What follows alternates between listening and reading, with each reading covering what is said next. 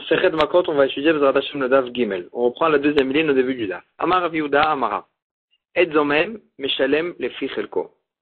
Le témoin Zomem, qui a été rendu Zomem, donc il a témoigné de façon fausse sur son ami, et il a été rendu Zomem, il doit maintenant payer.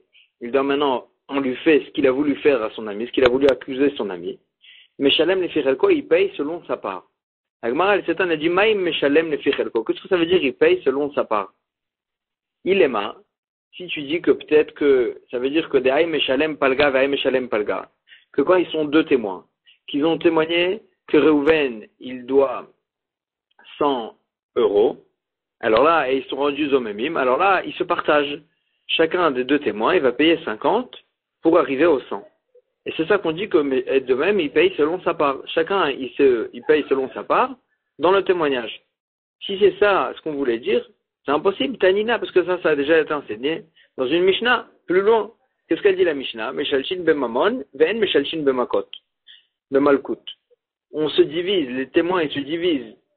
Les témoins eux-mêmes, ils se divisent la paye en argent, mais ils se divisent pas les coûts. Si par exemple deux témoins, ils ont témoigné sur quelqu'un qu'il était censé recevoir les 40 coups, alors là, on se divise pas. On dit pas que chacun de deux témoins va prendre 20 coups. Non. Chacun de deux témoins, il va prendre les 40 coups. Mais en argent, on se divise. Et donc, ça a déjà été enseigné dans la Mishnah qui se divise l'argent. Et là, avec moi, dit seulement, qu'est-ce qu'on voulait dire quand on a dit qu'il paye selon sa part? Kegon de Idzum Chad Minayu. Qu'il y a un seul des deux qui a été rendu au même. Sur un des deux, il y a eu un témoignage, un contre-témoignage, comme quoi il était autre part à ce moment-là. Hein. Que là, dans ce cas-là, des Meshalem Palgadide, qui va payer que sa moitié. Il va payer que sa moitié, il va pas payer la deuxième moitié. Agmara, elle dit dans un cas pareil, on a rendu au même qu'un de deux, ou mi Meshalem, est-ce qu'il paye Bichlal? Va Tania, pourtant la Braïta nous dit, Nedzomem Meshalem Mamon, Achiazumushnem. Un Nedzomem ne paye pas de l'argent en tant que punition sur son faux témoignage, que si on a rendu au même les deux témoins. Si on a rendu au même qu'un des deux témoins, ça ne le rend pas au même, il n'est pas chayav de payer Kacher Zamam. Agmara, elle dit à Marava, donc Rava, il dit, de quoi on parle quand on a dit qu'il paye selon sa part? Ben Omer, on parle d'une personne, d'un témoin, qui vient et qui reconnaît, qui dit, Edou Tcheker et Adeti.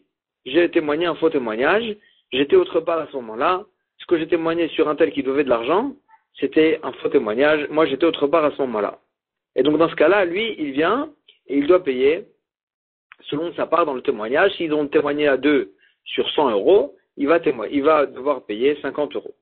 Agmara Setan a dit Kolkemine, est-ce qu'on le croit? Est-ce qu'il a la force de retourner sur ses paroles et d'annuler son témoignage? Kevan Sheigid, Shuveno Choser Magid, pourtant, dès qu'un témoin il a dit son témoignage, il ne peut plus annuler son témoignage. C'est que d'autres témoins qui peuvent l'annuler. Mais lui-même, il ne peut pas annuler son témoignage. Et là, l'Agmara dit seulement, de quoi on parle de Homer et Adnou, on parle de deux témoins qui ont témoigné et qui sont venus dans un bedin et ils ont dit, on a témoigné dans un autre bedin, vous amenez bedin ploni, et on a été rendu déjà eux-mêmes dans le deuxième bedin. On a découvert qu'on a été eux-mêmes, qu'on a été des faux témoins, que là, dans ce cas-là, eux, ils viennent et s'ils reconnaissent, et là, il va payer selon sa part. Il va payer selon sa part, et parce que le deuxième témoin, il ne le reconnaît pas.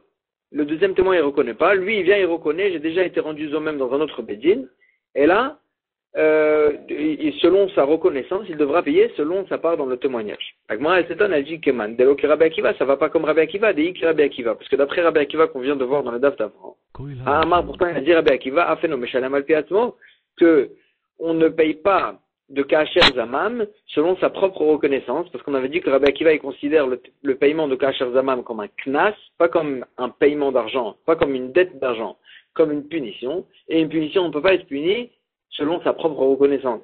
Et donc, d'après Rabbi Akiva, ça peut pas être le cas. Parce que si c'est comme on a dit qu'on parle d'un témoin qui reconnaît comme quoi il a été rendu accusé d'être eux-mêmes dans un autre bedin, selon sa reconnaissance, on n'aurait pas pu le rendre hayav de Kacher Zamam. Et là, l'Agmara a dit seulement, de quoi on parle? Beomer et Adnou vous amenons bedin ploni. On parle de deux témoins qui viennent et qui disent, on parle d'un témoin qui vient et qui dit, on a témoigné et on a été rendu eux-mêmes dans tel bedin, Vechouyav maman, et le bedin, il nous a déjà transformé cette dette de Kacher Zamam en dette d'argent.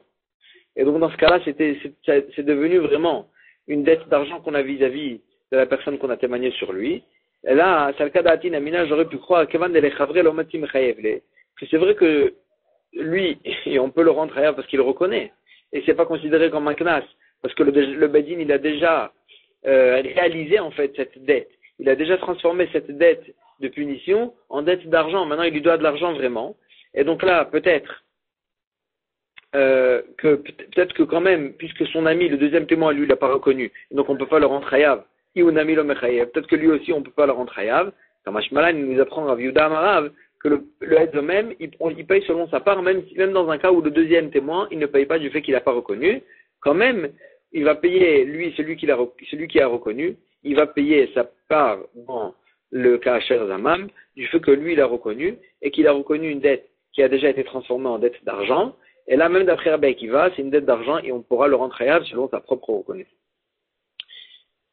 Mais il dit, Manu Etish Ploni, nouvelle Mishnah. Si deux témoins ils viennent et disent, on témoigne sur un tel, chez Giresh Atishto, qu'il a divorcé de sa femme, Velo Natan Aktuvata, et il lui a pas payé sa Ktuba.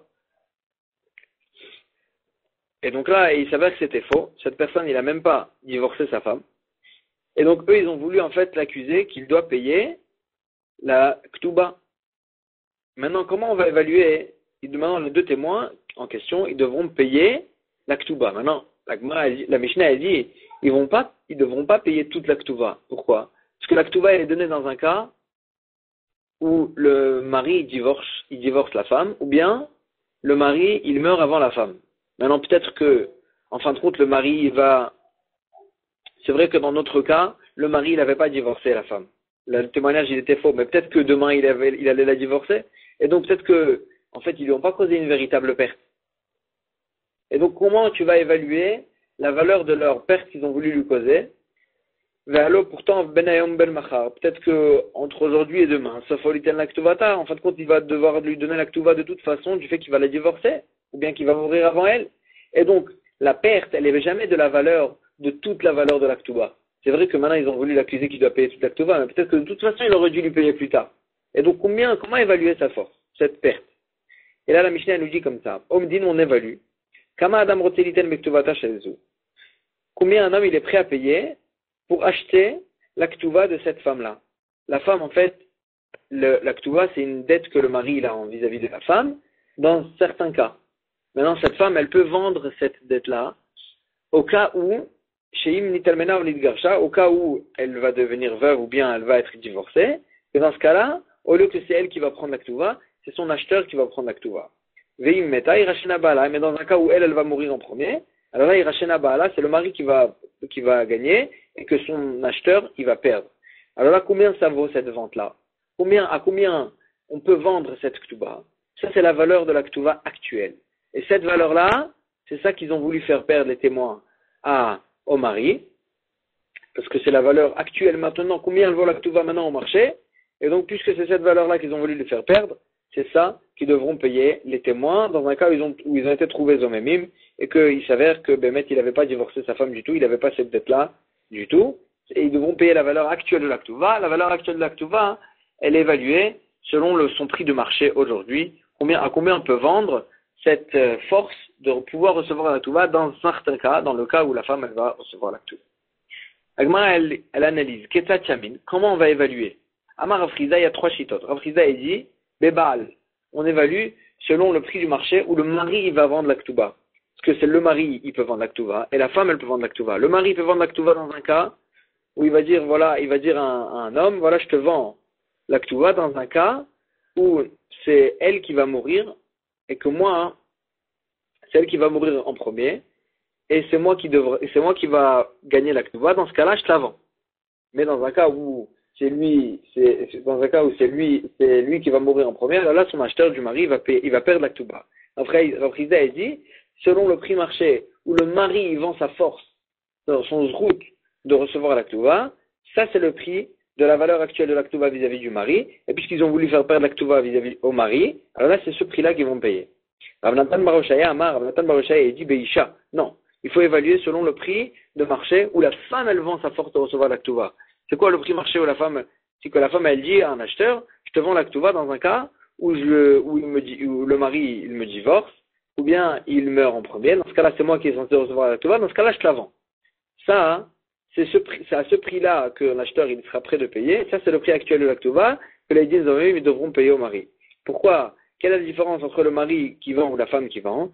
Le mari, il peut vendre à plus cher. Pourquoi? Parce que le mari, maintenant, actuellement, c'est lui qui est propriétaire du terrain. C'est lui qui est propriétaire de cet argent de Ktouba. Et donc, puisque c'est lui qui est propriétaire, alors là, quand il vend quelque chose à son acheteur, il vend quelque chose de concret. Et alors que la femme, elle vend elle vend un srout de quelque chose qui n'est pas concret, quelque chose qui est futur, qui est peut-être futur. Alors là, ça se vend moins cher.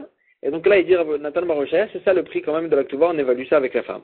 Amar Rav Papa, il dit, Be'isha ou Be'ktuvata. On évalue, d'abord il est d'accord avec Rav Nathan qu'on évalue selon la valeur où la femme elle vend la Ktouba au marché, pas l'homme. Mais il rajoute Rav Papa qu'on évalue que la Ktouba. On n'évalue pas les biens que la femme elle ramène avec elle et que le mari juste il prend il peut avoir possession des fruits de ce terrain-là, des fruits de ces biens-là. Et ces fruits-là, ils ont voulu en fait les témoins lui faire perdre. Quand même, parce qu'ils ont voulu dire qu'il avait déjà divorcé sa femme et qu'il n'avait plus la possibilité de pouvoir tirer les fruits de ces biens-là. Et quand même, il dira pas, on n'évalue pas ces biens-là. En tant que témoins, les témoins qui devront payer Kachar mais ils ne devront pas payer ça. Pourquoi? Parce qu'ils pourront dire, les témoins, on savait même pas qu'il y avait des terrains comme ça. Pas toutes les femmes, elles ramènent avec elles des biens au mariage et que le mari, il pourra en profiter des fruits. Et donc, puisque les témoins ils pourront dire, c'est pas inclus dans notre témoignage, on n'a pas voulu faire ça, on n'a pas voulu l'accuser de telle et telle chose, parce qu'on ne savait même pas qu'il y avait des biens comme cela. Et donc, dans ce cas-là, il dira pas, ils vont pas payer les valeurs de ces biens, ils vont payer que la Ktouba elle-même, l'essence de la Ktouba, la valeur de l'argent que le mari, il aurait dû payer à la femme dans la Ktouba, et la valeur des biens qui appartiennent vraiment au mari, que dans la Ktouba, ils appartiennent vraiment au mari. Ça, c'est pas qu'il prend que les fruits, qu'ils appartiennent vraiment au mari, ça c'est l'essence même de la Ktouba. Et dans ce cas-là, c'est ça qu'on évaluera selon le prix marché que la femme elle peut vendre la Ktouba à ce jour-ci. Mais il dit Manu Beishploni Shuchav le Chavaro Elefgi. Si deux témoins ils sont venus, ils ont dit on témoigne sur un tel qu'il doit à son ami 1000 zouz. Almenat litnanlo mikan vachloshim yom et qu'il doit le rembourser d'ici 30 jours. Je ou Omer et lui il dit c'est vrai, je lui dois 1000 zouz, mais c'est pas vrai que je lui dois pour 30 jours. Je lui dois mikan vad eser shanim. Je dois lui rembourser ça, d'après notre contrat, dans 10 ans. Donc les témoins, en fait, ils ont voulu l'accuser, ils ont voulu le raccourcir sa possession dans ce prêt-là. Ils ont voulu dire qu'au lieu de 10 ans, il devait lui rembourser pour 30 jours plus tard. Et ça, ils ont été trouvés zomemim, il s'avère que c'était des faux témoins. Alors là, comment on va évaluer la perte? Ils devront pas lui payer 1000 zouz, parce que lui aussi, il est d'accord qu'il doit les rembourser, ces 1000 zouz. Juste, ils devront payer la valeur de combien ça vaut qu'une personne, il a dans sa poche 1000 zouz pendant 10 ans moins 30 jours.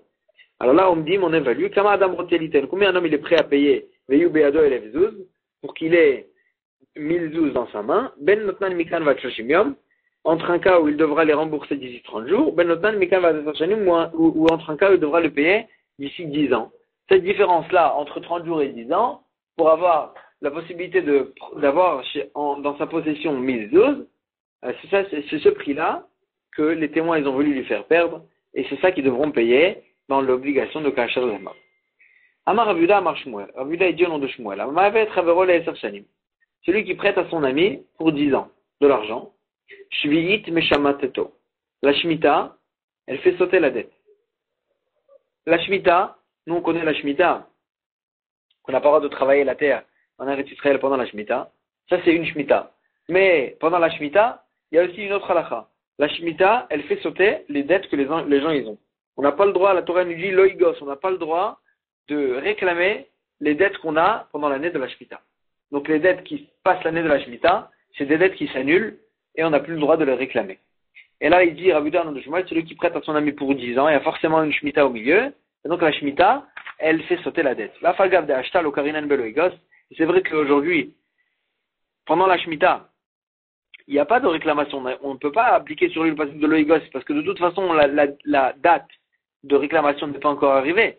Mais quand même, sans fatali de l'Oigos, puisqu'en fin de compte, c'était une dette qui devrait être réclamée, alors là, cette dette-là, elle rentre dans le cadre de l'interdit de la Torah de l'Oigos, qu'on n'a pas le droit de la réclamer, et donc la Shemitah, quand ça a passé l'année de la Shemitah, elle fait sauter cette dette-là.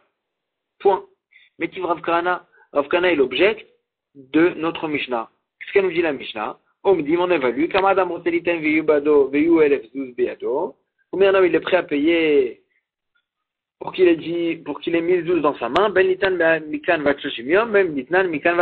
entre un cas où il doit rembourser ces 1012 dans 30 jours, ou bien il doit les rembourser dans 10 ans. Et cette différence-là, il devra payer, parce qu'ils ont voulu en fait lui enlever ces 1012 pendant ces 10 ans moins 30 jours. C'est ça, et donc cette valeur qu'une personne est prête à posséder ces 1012 pendant 10 ans moins 30 jours, c'est ça qu'ils devront payer. Avec Mara, elle s'étonne, elle dit, veillez à Mara, si tu dis 8, mais Shamazeto, que la Shemitah, elle faut sauter une dette même quand la date de réclamation ne tombe pas pendant la Shemitah. Et quand même la Shemitah, elle fait sauter cette dette. Si c'est comme ça, Kulunami Baeshaloumele, ils auront dû, les 10 hommes lui faire rembourser les 1012. Pourquoi? Parce que quand les 10 hommes ils disent qu'ils doivent rembourser cette dette d'ici 30 jours, en fait, ils sont en train de dire que la Shemitah ne va pas passer sur cette dette. Et donc la Shemitah ne va pas la faire sauter.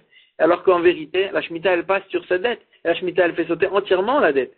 Et donc eux, en vérité, ils n'auraient pas dû rembourser rien du tout. Et d'après le témoin des 10 hommes, ils auraient dû rembourser le tout. Et donc ils n'ont pas du tout les 1012. Ils ne doivent pas payer que la différence d'avoir une dette entre 30 jours et 10 ans. Ils devront payer, ils auraient dû payer tous les 1012 en question, pas que cette évaluation qu'on a donnée. Amarava, il dit, Achabema Eskinan, ici de quoi on parle?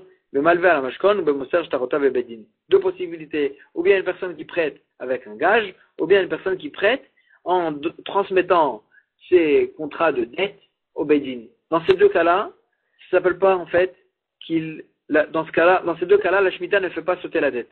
Pourquoi? Parce que quand on a un gage, ça s'appelle qu'en fait, c'est pas une vraie dette. Le gage, il est chez moi, c'est comme si la dette, elle était déjà remboursée. Et la même chose, quand le bedin, c'est lui qui réclame la dette, là, il n'a pas l'interdit de l'oïgos, parce que c'est pas lui qui réclame la dette, c'est le bedin.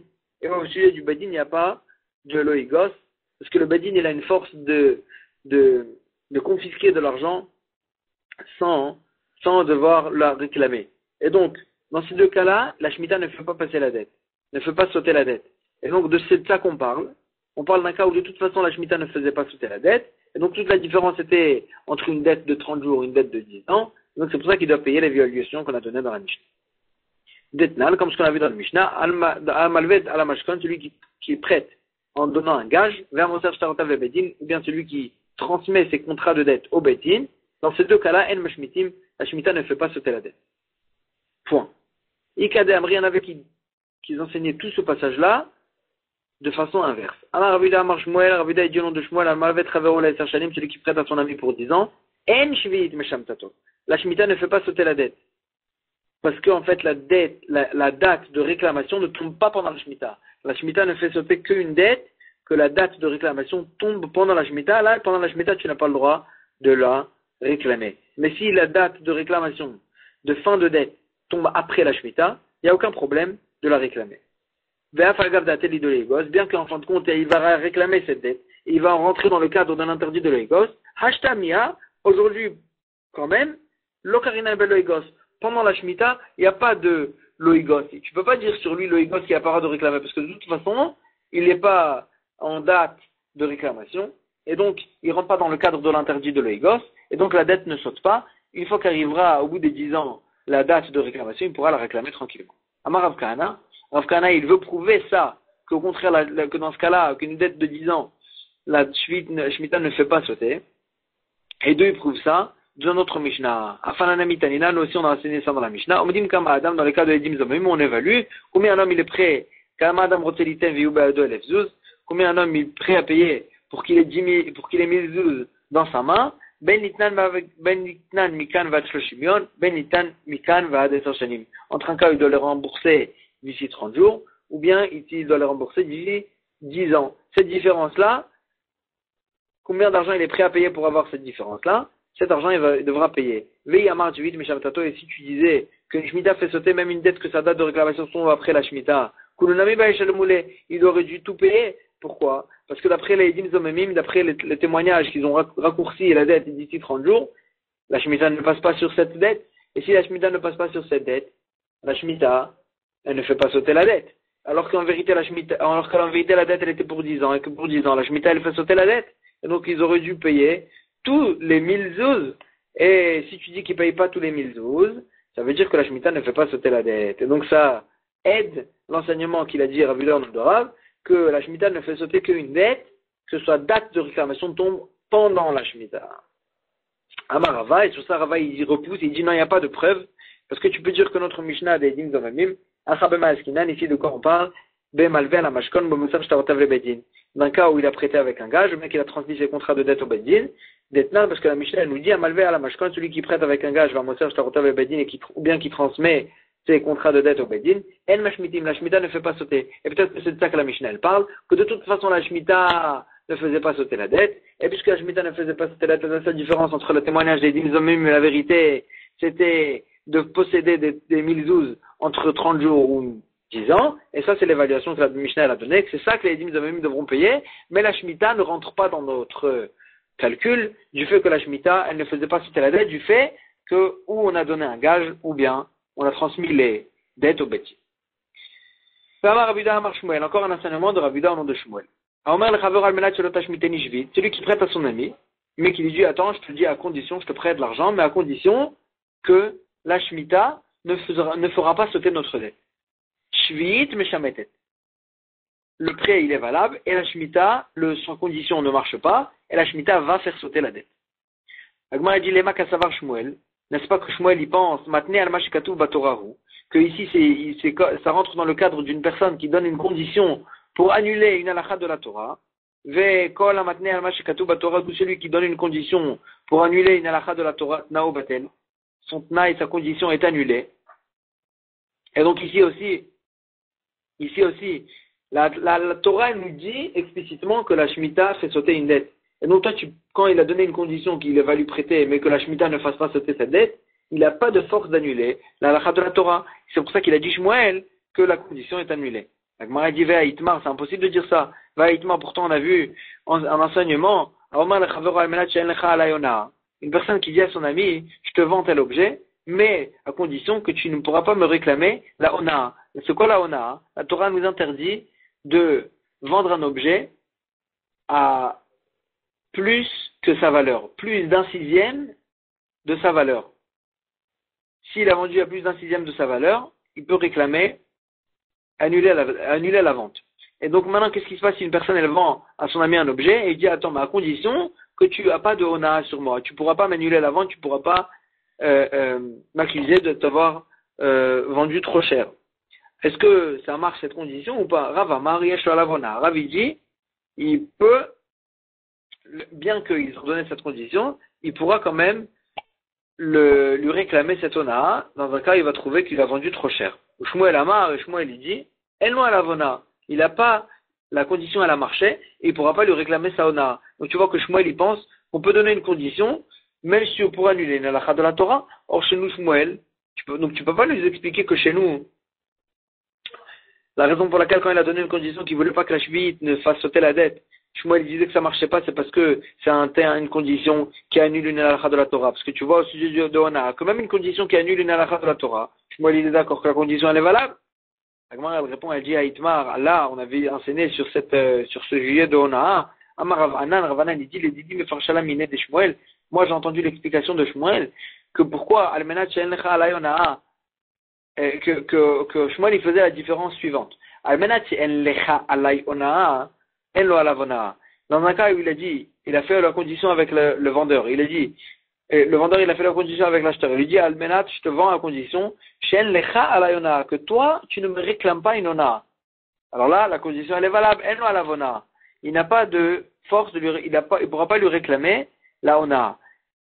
Parce qu'il a fait une condition entre le vendeur et l'acheteur. Il n'a pas fait une condition sur l'objet lui-même, sur la halakha elle-même. Il a juste convenu avec lui qu'il n'allait pas lui réclamer cette honneur. Mais dans un cas où il a dit, Almanach, il y a une bonne honneur, mais s'il a dit, je te vends à condition qu'il n'y a pas bichlal, l'effet de honneur, à Riyesh Bona, il n'a pas la force d'annuler cette honneur. S'il fait une condition avec lui sur un acte qui ne va pas lui réclamer, ça il peut. Mais s'il veut faire une condition comme quoi il n'y aura pas du tout de honneur sur l'objet, ça il ne peut pas faire cette condition. Parce qu'il est en train d'annuler une halakha de la Torah. Achinami, ici aussi la même différence qu'on peut faire. Almanach il veut lui prête et lui dit, à condition que toi, tu ne me fais pas sauter la dette pendant la shvit.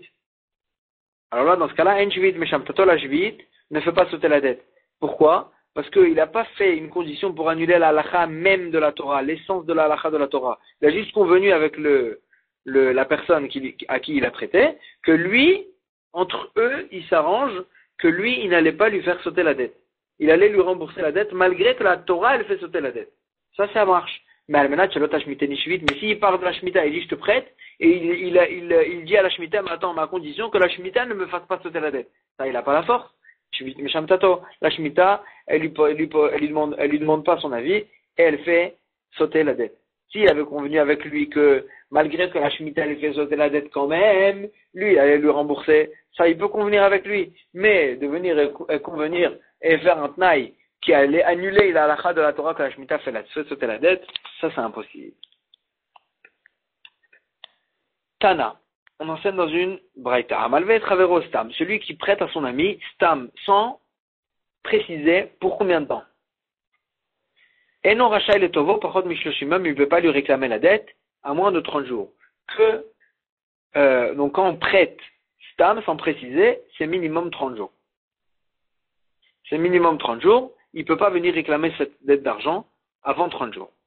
Ça va, Rabba Baba Chana Kameh de Rav Lememar. Rabba Baba Chana, il a pensé dire devant Rav la différence suivante. Hanemile, Bemilve Bishtar.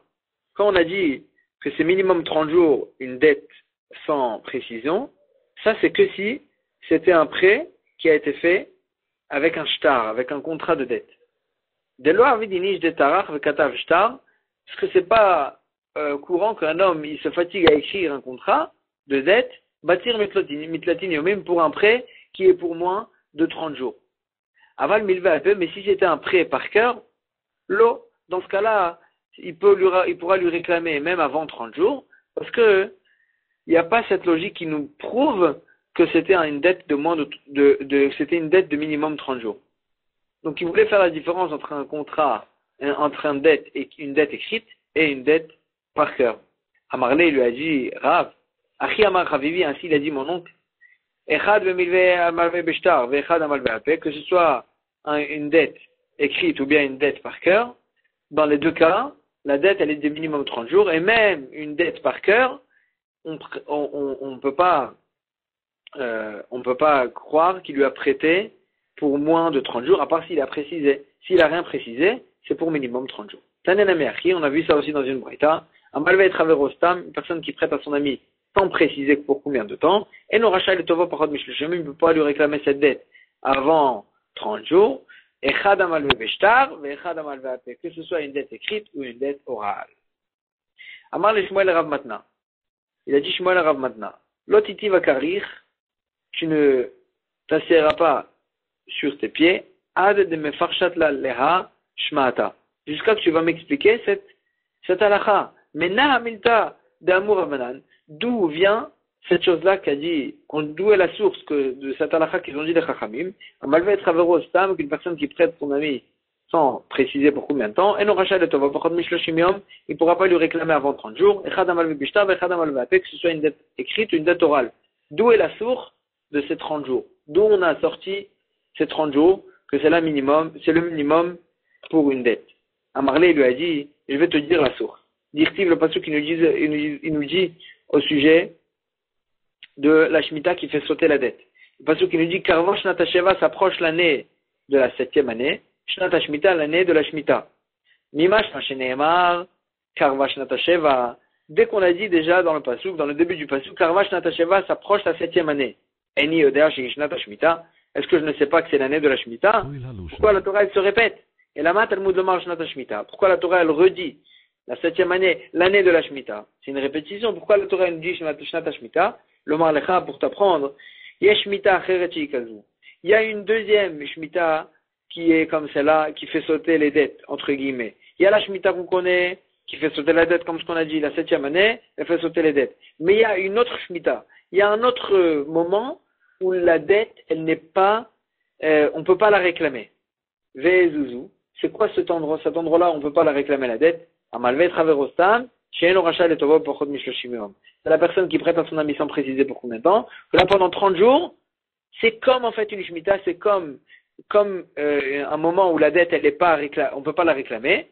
Et c'est ça qu'on a dit, 30 jours. Donc ces 30 jours, d'Amarmar, il a dit, Mar, Shloshim Yom Beshana, Chashuv Shana. 30 jours dans une année, c'est considéré comme une année. C'est comme un petit peu un cycle. Et donc, puisque 30 jours, c'est considéré comme une année, il y a l'année de la Shemitah, que là, elle fait sauter complètement la dette. Mais il y a une autre Shemitah qui ressemble un peu, que c'est un moment où on n'a pas le droit de réclamer la dette. On ne peut pas la réclamer. On pourra la réclamer qu'au bout de 30 jours. C'est quoi? C'est les 30 jours de la dette, les 30 jours d'un prêt qui a été donné sans être précisé. Pendant ces 30 jours-là, on ne peut pas le réclamer la dette. C'est un peu comme une Shemitah. Et donc, c'est des 30 jours qui sont un peu comme une année, un peu comme une année de Shemitah. Et c'est ici la source de la halakha qu'on dit qu'une dette stam, on ne peut pas la réclamer pendant les 30 jours. V'amar Ravuda Amarav, encore un enseignement de Ravuda en Rav. Apoteach bet atavar beshabbat, chayav chatat. Celui qui a un habit, mais cet habit, il n'a pas encore été terminé, il n'y a pas encore le trou pour le col. Il n'y a pas encore le trou pour rentrer la tête dans cet habit-là. Et donc celui qui va ouvrir bet atavar, ce col, il va ouvrir ce trou pour mettre la tête, beshabbat pendant Shabbat. En fait, il déchire l'habit à cet endroit-là de la tête, il a ouvert une ouverture pour la tête, chayav chatat, il est chayav chatat, il a transgressé le Shabbat, il est chayav d'amener un korban dans un cas où il était shogeg. Et dans un cas où il était shogeg, bien que c'est qu'une déchirure, quand même il est chayav chatat. Pourquoi? Parce qu'on considère ça comme si il a terminé l'objet. Il a terminé de faire l'objet, il a terminé de faire l'habit. Et donc, il a fini un habit, c'est maké bepatish, il a terminé, il a fait une melacha de terminer quelque chose. Et donc il a en fait fait comme s'il avait confectionné un objet, un habit. Matkif la Ravkana il objecte. Vechima benze le megufat ravit. Quelle est la différence entre celui-là et celui qui a cassé le couvercle du tonneau? Les tonneaux en fait ils avaient un couvercle et les tonneaux ils mettaient du ciment autour du couvercle pour boucher en fait le tonneau pour qu'il soit bien fermé. Et il venait après, quand il devait ouvrir le tonneau, avec un couteau, et il coupait le couvercle pour pouvoir ouvrir le tonneau. Et là, il dit, dans ce cas-là, c'est pas shoot que de couper avec le couteau, de faire sauter le couvercle, d'en fait, de faire une ouverture à ce tonneau, là-bas, il n'est pas chayav. C'est pas une melacha pendant Shabbat. Et donc, quelle est la différence entre chez nous, qu'il a déchiré l'habit pour faire une ouverture, et le cas du tonneau, où il a déchiré, il a cassé le couvercle pour pouvoir ouvrir le tonneau.